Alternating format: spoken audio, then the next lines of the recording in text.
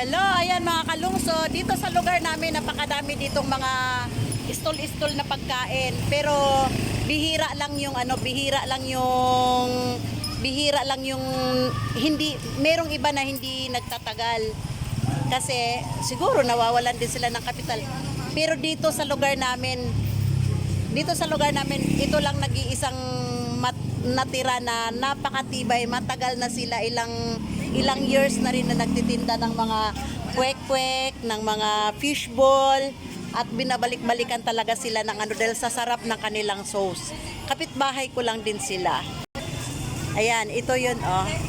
Lagi yan, araw-araw maraming taong bumibili sa kanila at saka binabalik-balikan talaga nila ang kanilang luto kasi masarap talaga. Kahit ako mismo na bumibili ako minsan, masarap talaga ang sauce nila.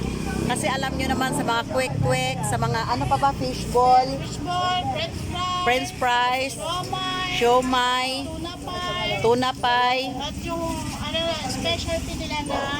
specialty na PG balls, ayun. Kita mo pa yung PG balls, mami?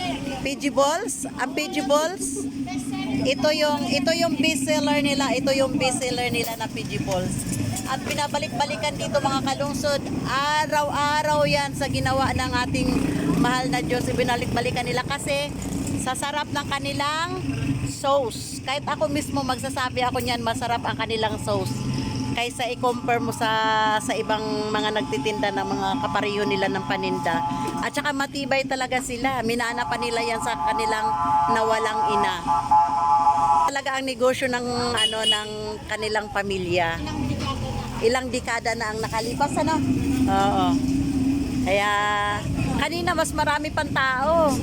Kaso lang naka-charge yung cellphone ko kaya hindi ko kaagad sila nakunan. Bukas pa lang. Oo.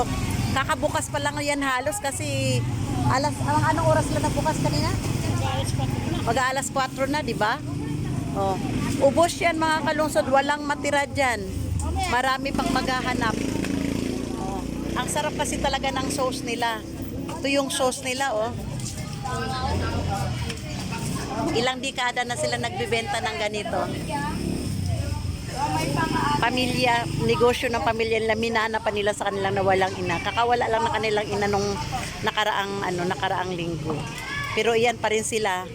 Pinagpatuloy pa rin nila yung minahal na negosyo ng kanilang nanay. Yan kahit sila na lang. Naman.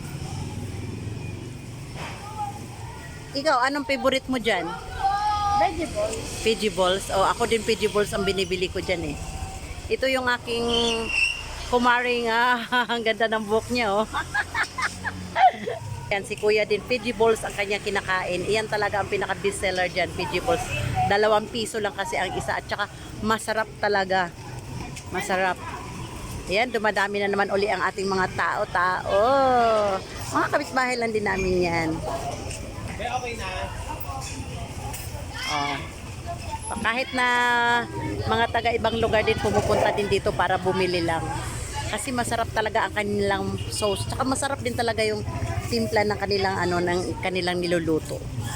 Yung mga fishbowl naman kikiam templado na yan, isa sauce na yan magkakatalo. Talagang sauce nila masarap. Yan lang ang masasabi ko. Talaga masarap ang kanilang sauce. Dito lang yan mga kalungsod sa Purok 7, Malanday Phase 2, harap ng multipurpose mismo. Hindi coke ha, hindi mismo na coke, mismo na lugar. Mga kalungsod na wala ang kanilang mama. Nito lang September 9. So kasalukuyan pang may pain ang kanilang heart pero talagang nagsusumikap sila. Mga anak na lang ang nagpatuloy nito. Ito kasi ang negosyo talaga ng nanay nila. Hello. Pati yung sarap ng sauce nila, minaana nila sa nanay nila. Masarap sila magluto pati sa mga puto, mga hot cake. Talagang nila. Talagang kamay na talaga nila. Umiulo po. Ayan, dumadami pa yung tao. Oh. Ayaw nyo?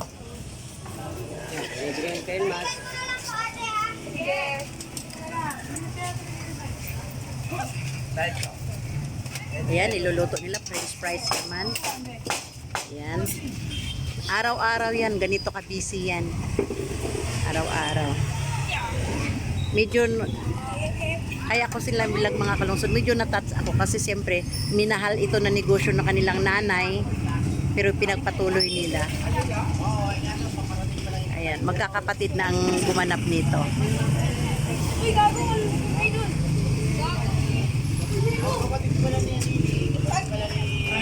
At iyan lang mga kalungsod ang aking may share. Bye-bye. Gunaiden. Ay, hindi na pala Gunaiden. Iyigisolor.